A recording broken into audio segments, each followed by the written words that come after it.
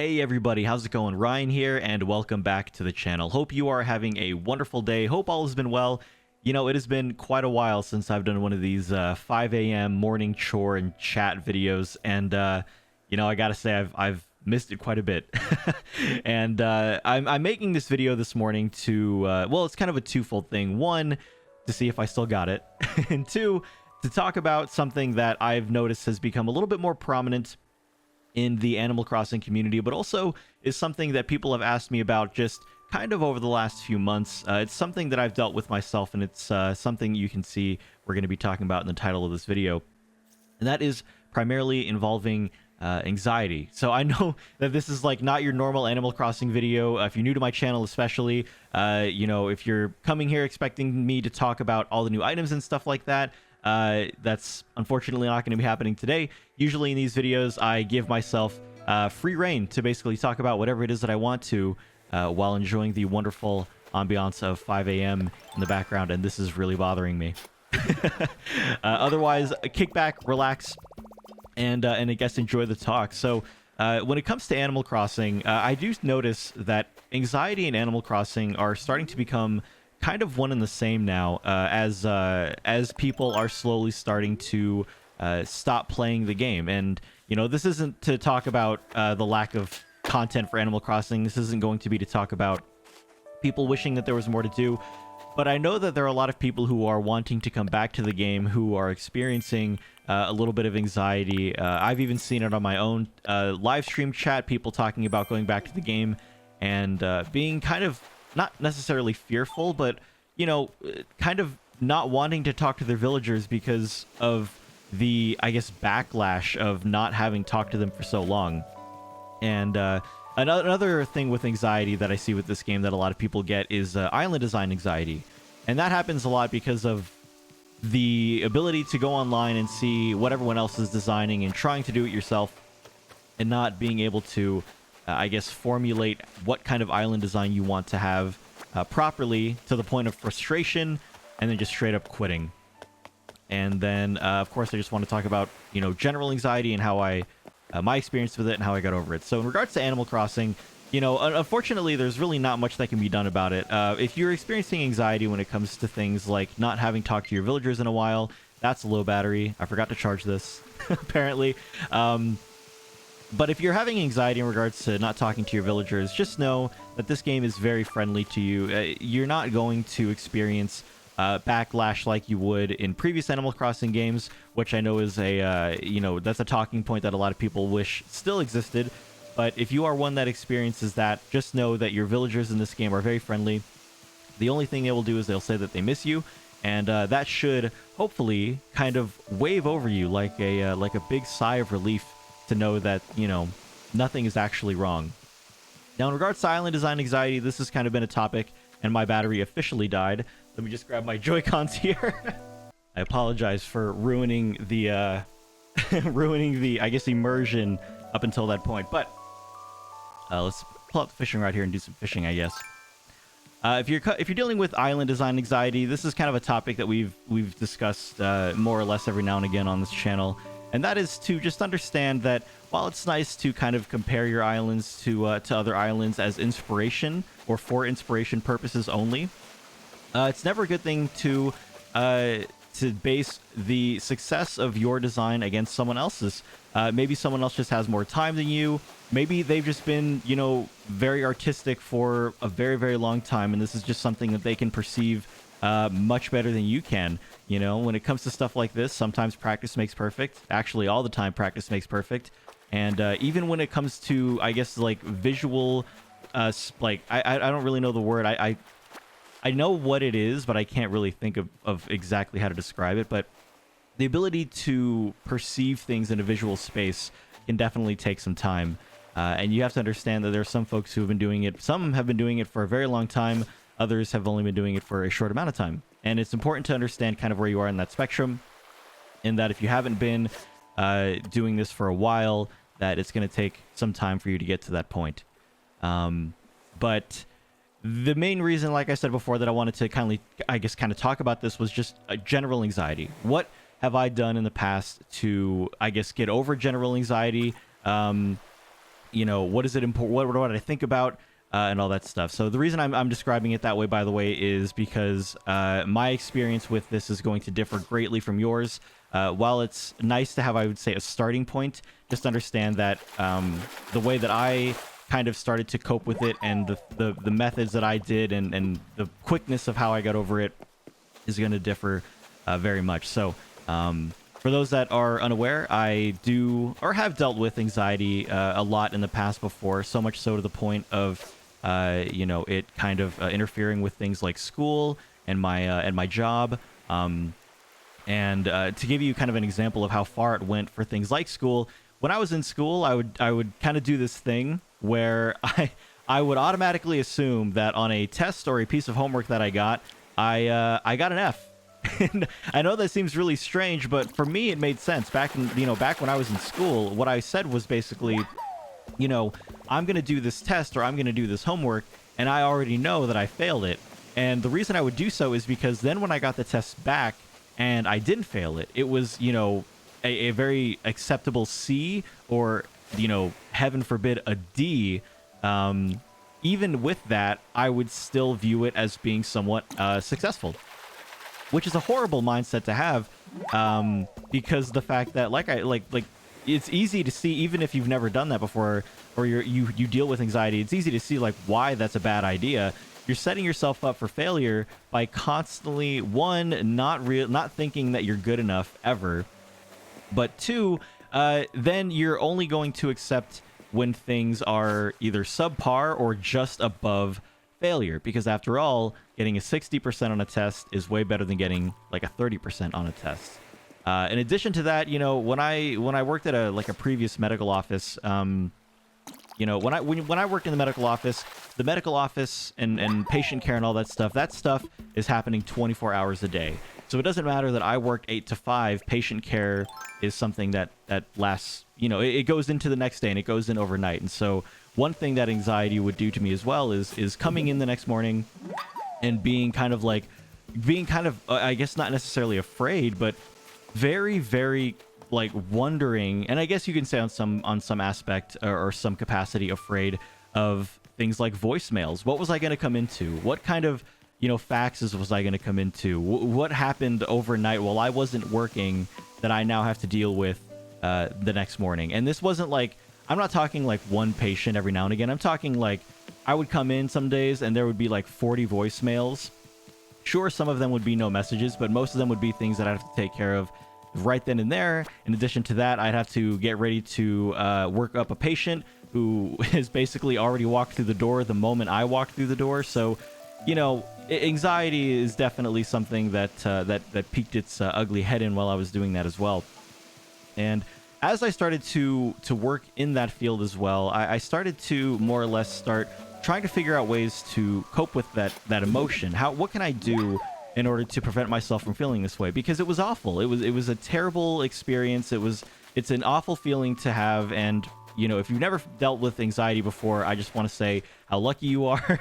And I wish that I could have been in a position where I didn't experience it myself.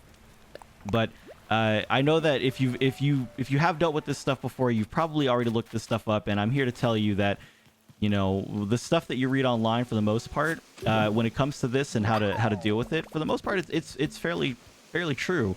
One of the things that I worked on was realizing that what is the source of anxiety? The source of anxiety, generally speaking, is stuff that is out of your control.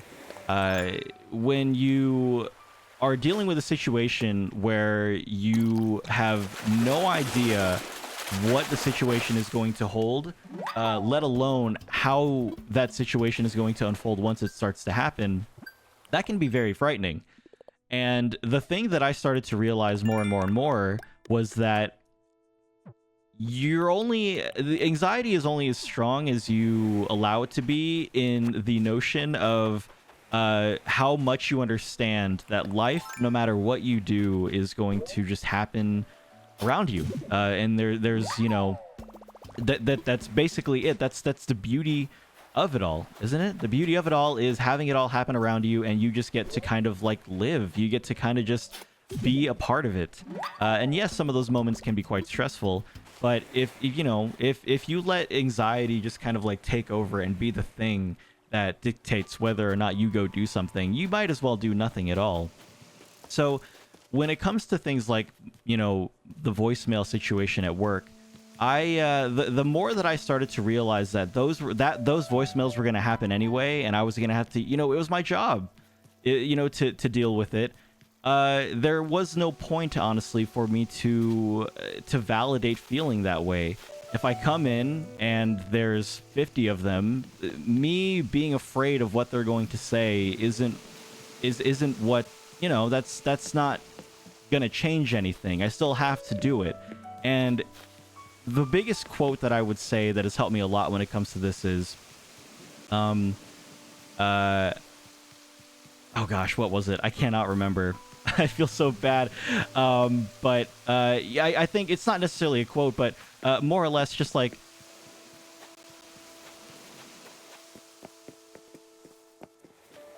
there is a quote there, and I cannot think of it, but I will summarize it by saying this. There is no point in kind of wasting your day thinking about things that could happen. You might as well just start like dealing with things as they happen. That's something that I've basically started to kind of just like come to terms with. Is that the only time you should feel anxious is when it's something that you can control. So if you have an assignment that you need to do, and you just you haven't done it, you've been procrastinating, you're not doing it, you don't want to do it, all that good stuff, then that is the only appropriate time for you to be anxious, because especially if you were given ample time to do so, because you very clearly could have handled it yourself, and that was kind of what you were supposed to do, but instead you decided to neglect it. So that would be the one time where anxiety makes sense, because you have done it to yourself. But it doesn't make sense in the grand scheme of things to always be anxious about stuff that may or may not happen, especially because when it doesn't happen, you get this big sigh of relief. And I think that's kind of what happens as well. You get a big sigh of relief whenever whatever it is that you're afraid of happening doesn't happen. And that can also become kind of like an addiction thing as well, I would say.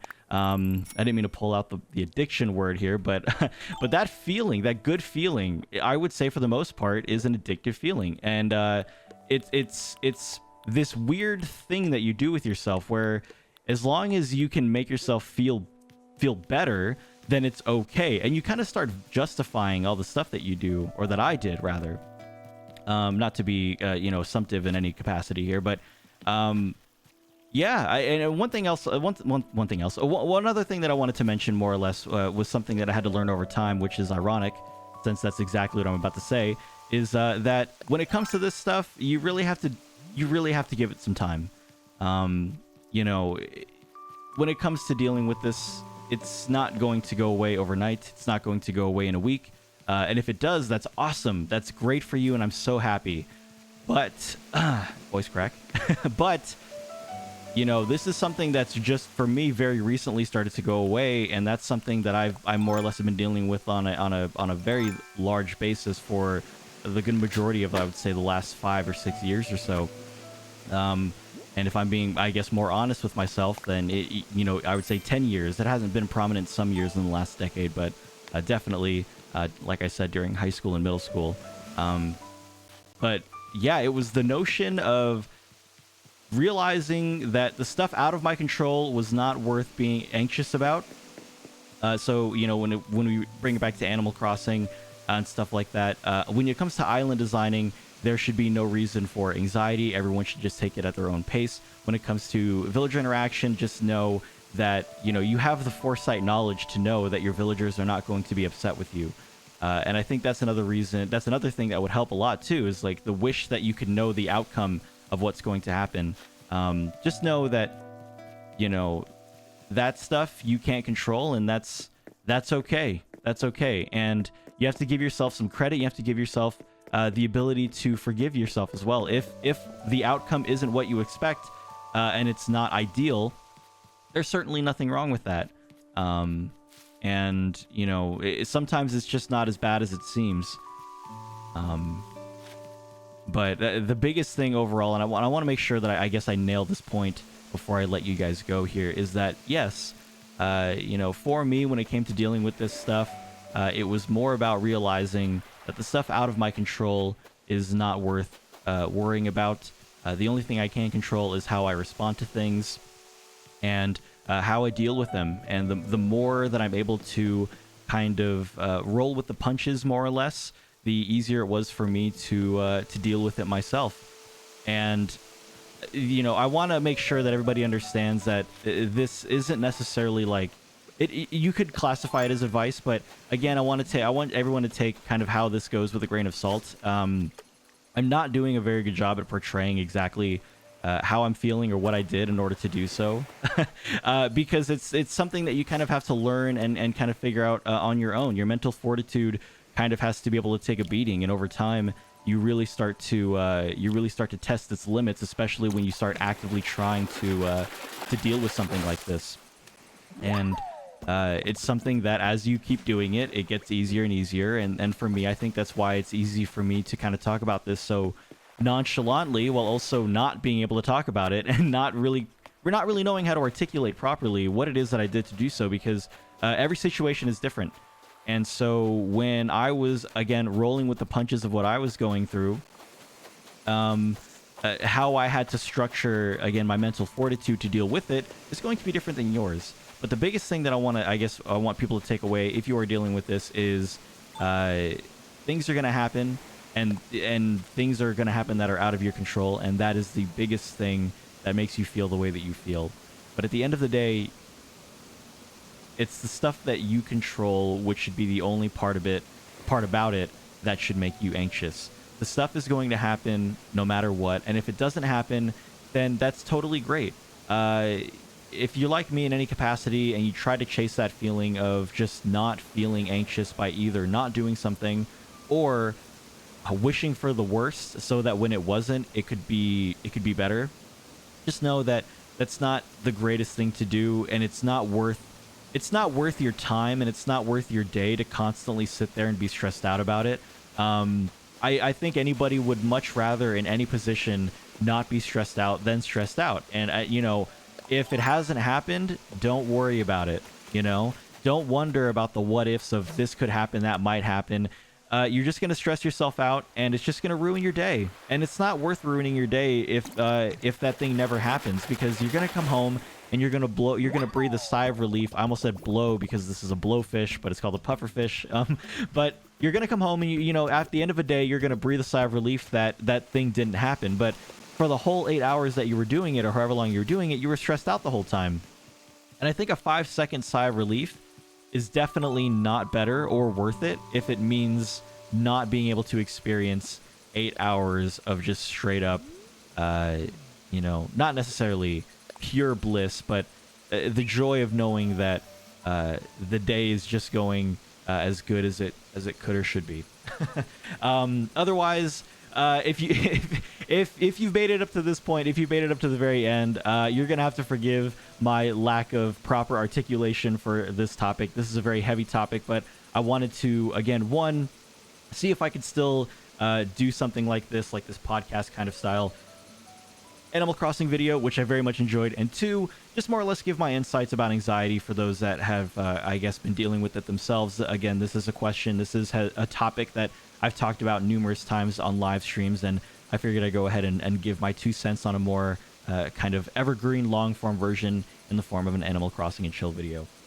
But as always, if you enjoyed this style of video, please be sure to drop a like and even leave a comment down below. That always helps. And I'm kind of wondering if this is something that I would want to do a lot more often. I know that if you came here just hoping for just a straight up Animal Crossing talk, that's certainly not what you got, especially if you've made it to this point. But I always enjoy being able to kind of talk to you guys, and I feel like I haven't been able to do that as of lately, and so this was quite fun, and I hope you guys enjoyed it. Again, if you like this video, be sure to drop a like, and if you're new to the channel and want to see more videos from me in the future, as always, be sure to hit that subscribe button. That always helps very much. Otherwise, folks, thank you so much for listening and watching. I hope this was insightful or at least I guess enjoyable to listen to in some capacity. Thank you all so much once again. I really, really appreciate it. Take care of yourselves. Be safe out there. And I hope that you all have a fantastic day. Bye now. I'll see you next time.